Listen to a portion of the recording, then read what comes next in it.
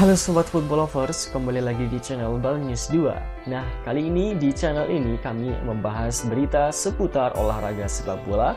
Dari mulai berita timnas Indonesia, informasi Liga Indonesia, informasi Liga seputar internasional. Bagi kalian yang belum subscribe channel ini, bisa langsung di subscribe dan nyalakan loncengnya agar kalian tidak ketinggalan video terbaru dari kami. Baiklah, langsung saja kita masuk ke video pembahasannya. Lanjut berita pertama. Kembalinya dua predator house goal, timnas Indonesia siap guncangkan FIFA Matchday. Dua predator house goal yang patut kembali dipanggil Sintayong ke timnas Indonesia untuk FIFA Matchday 2023. Sejumlah pemain yang tersingkirkan layak kembali dipanggil timnas Indonesia untuk menghadapi agenda selanjutnya. Menilik kalender, Sintayong setidaknya punya dua agenda penting tersisa bersama timnas. Terdekat ada FIFA pada 20 hingga 28 Maret 2023. Setelah itu Sintayong dengan catatan masih dipertahankan bakal membawa timnas Indonesia mentas di Piala Asia pada 16 Juni hingga 16 Juli 2023 mendatang. Untuk meraih hasil positif, Sintayong bisa memanggil kembali dua pemain timnas Indonesia yang house goal, namun sempat ditepikan dalam beberapa kesempatan terakhir. 1. Stefano Lillipali. Stefano Lillipali bisa menjadi salah satu opsi pemain yang dipanggil lagi oleh Sintayong meski usianya sudah 33 tahun. Stefano Lillipali punya pengalaman dan kemampuan yang dapat membantu permainan timnas Indonesia. Penampilan Stefano Lillipali di Liga 1 juga sedang impresif. Dari 16 pertandingan yang dilewatinya sejauh ini sudah mencetak 4 gol dan 5 assist. Dan yang kedua adalah Bagus Kavi, striker murni house goal. Bagus Kavi sebenarnya sempat dipanggil Sintayong untuk timnas Indonesia di kualifikasi Piala Asia U23. Bangga dengan pemanggilan itu, Bagus Kavi berjanji akan berusaha semaksimal mungkin untuk membayar kepercayaan yang diberikan Sintayong. Bermain untuk timnas Indonesia akan menjadi momen indah buat saya. Saat ini saya dalam kondisi baik, siap dan tidak sabar terbang menuju Tajikistan untuk bergabung bersama pemain-pemain dan ofisial timnas U23 nantinya, ucap Bagus Kavi. Saat tampil bersama timnas Indonesia di episode 23, Bagus Kavi sebenarnya sempat dimainkan saat hadapi Australia pada 29 Oktober lalu.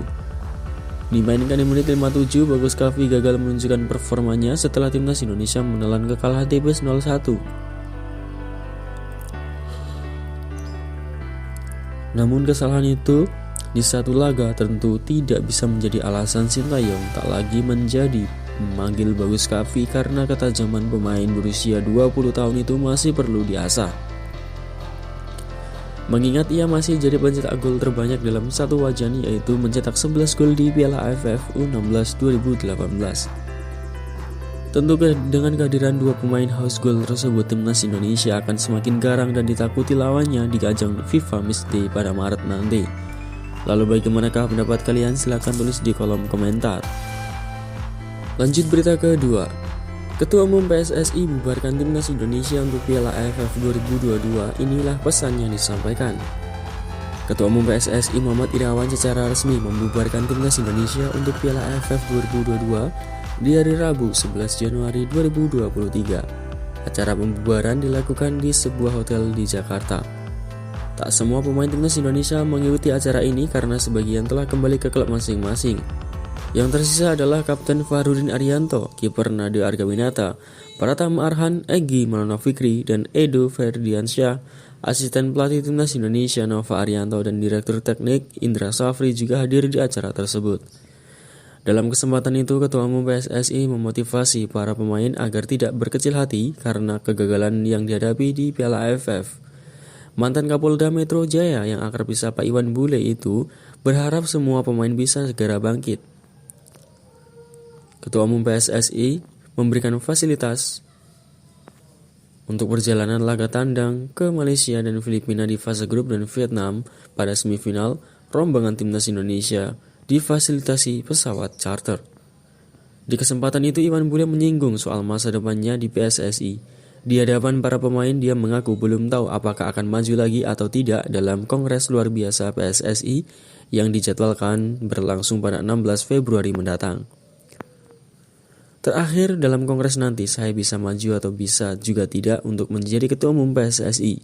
Jika saya tidak maju, kalian tetap anak saya. Saya tetap cinta dengan sepak bola Indonesia dan akan mendoakan kalian meskipun nanti saya sudah di luar nantinya. Sekali lagi, maju terus untuk timnas Indonesia, insya Allah nanti kalian akan memberikan yang terbaik untuk Indonesia. Coach Indra Safri, tolong jaga mereka, siapapun ketua umumnya pastinya yang terbaik. Lalu bagaimanakah pendapat kalian? Silakan tulis di kolom komentar. Lanjut berita ketiga. Gagal bawa Indonesia ke final Piala AFF, Jordi Amat akui marah, sedih, kecewa, dan sulit tidur. Jordi Amat mengaku masih marah sampai sulit tidur setelah timnas Indonesia gagal melangkah ke final Piala AFF. Timnas Indonesia dipastikan tersingkir setelah takluk 0-2 dari Vietnam pada leg kedua. Penyelesaian akhir, emosi, konsentrasi adalah 3 hal yang paling disorot dari penampilan timnas Indonesia di Maidin Stadium Hanoi. Sepanjang pertandingan, timnas Indonesia kesulitan mengembangkan permainan sampai tidak mampu melepaskan tembakan tepat sasaran. Jordi Amat dan kawan-kawan juga tampak belum bisa mengontrol emosi dan sering terpancing provokasi pemain Vietnam. Terkait konsentrasi, timnas Indonesia terbilang telat panas, sebab 2 gol kemenangan timnas Vietnam yang diborong oleh Nguyen Thien Linh lahir pada babak 3 menit awal masing-masing babak. Ini adalah kali keempat timnas Indonesia tersingkir pada semifinal Piala AFF atau Piala Tiger. Kekalahan dari Vietnam membuat timnas Indonesia kembali harus mengubur mimpi meraih gelar juara Piala AFF untuk pertama kalinya. Terkini, Jordi Amat mengaku sangat terpukul setelah timnas Indonesia tersingkir pada semifinal Piala AFF. Bek naturalisasi kelahiran Spanyol itu bahkan sampai sulit tidur karena terus terbayang kekalahan 0-2 dari Vietnam. Meski demikian, Jordi Amat sangat yakin timnas Indonesia akan segera bangkit melupakan kenyataan pahit di Piala AFF. Kami berjuang sampai akhir dengan seluruh kekuatan kami, tapi itu tidak cukup, seperti yang saya katakan setelah laga. Di leg kedua mereka lebih baik, ucap bek berusia 30 tahun itu. Piala AFF 2022 adalah turnamen pertama Jordi Amat bersama timnas Indonesia setelah resmi menjadi WNI dan pada November lalu. Sepanjang Piala AFF, Jordi Amat mendapatkan kesempatan bermain 4 kali dari Sintayong. Salah satu ciri khas permainan Jordi Amat yang juga menjadi senjata timnas Indonesia adalah umpan jauh akurat. Lalu bagaimanakah pendapat kalian? Silahkan tulis di kolom komentar. Lanjut berita keempat. Media Vietnam mengatakan fans timnas Indonesia anggap Doan Van Hau sebagai penjahat. Bek Vietnam Doan Van Hau menjadi musuh besar fans timnas Indonesia di Piala AFF kali ini. Gaya main keras menjurus kasar menjadi penyebab utamanya. Kekesalan fans timnas Indonesia terhadap Doan Van Hau muncul setelah pemain 23 tahun itu melakukan sejumlah ulah yang membuat kesal dalam laga leg pertama semifinal. Dalam duel yang berlangsung di Stadion Utama Gelora Bung Karno, Senayan, Jakarta, dia melakukan tackle keras terhadap Dendi Sulistiawan. Sementara pada laga leg kedua, pemain bernomor punggung 5 itu juga beberapa kali terlihat gesekan yang sengit dengan Asnawi Mangkualam di sisi kanan lapangan skuad Garuda. Imbasnya kedua pemain mengoleksi 1 kartu kuning akibat aksi keras. Tak hanya itu, ia juga sempat terlihat friksi dengan Mark Locke di kotak penalti. Media Vietnam VN Express turut memberikan sorotan terhadap sejumlah insiden yang melibatkan Doan Van Hau serta mengungkap alasan mengapa pemain ini jadi sosok antagonis di kubu The Golden Star. VN Express juga secara terang-terangan mengungkap sejumlah insiden yang melibatkan Doan Van Hau pada duel semifinal Piala AFF ini. Mereka pun mengulas bagaimana jejak historis yang membuat bek berusia 23 tahun ini menjadi sosok pemain yang paling dibenci oleh pendukung hingga pemain timnas Indonesia. Momen itu terjadi 3 tahun lalu, tepatnya ketika skuad Garuda The Golden Star bentrok di final cabang olahraga sepak bola putra SEA Games 2019. Saat itu pemain kelahiran 19 April 99 ini melakukan tackle berbahaya hingga membuat Evan Dimas cedera parah. Pada laga itu pula ia juga menjadi bintang kemenangan Vietnam. Selain itu, momen lainnya yang turut diulas oleh VN Express ialah ketika Mark Locke terlibat gesekan dengan Doan Van Hau pada menit 74. Dalam insiden itu, gelandang Persib Bandung tiba-tiba terjatuh dan mengenang kesakitan. Ricky Kambuaya pun meresponnya dengan mendorong Doan Van Hau, sehingga ia justru diganjar kartu kuning oleh wasit.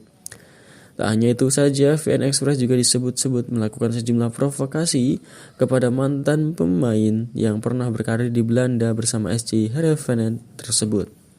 Lalu bagaimanakah pendapat kalian? Silahkan tulis di kolom komentar.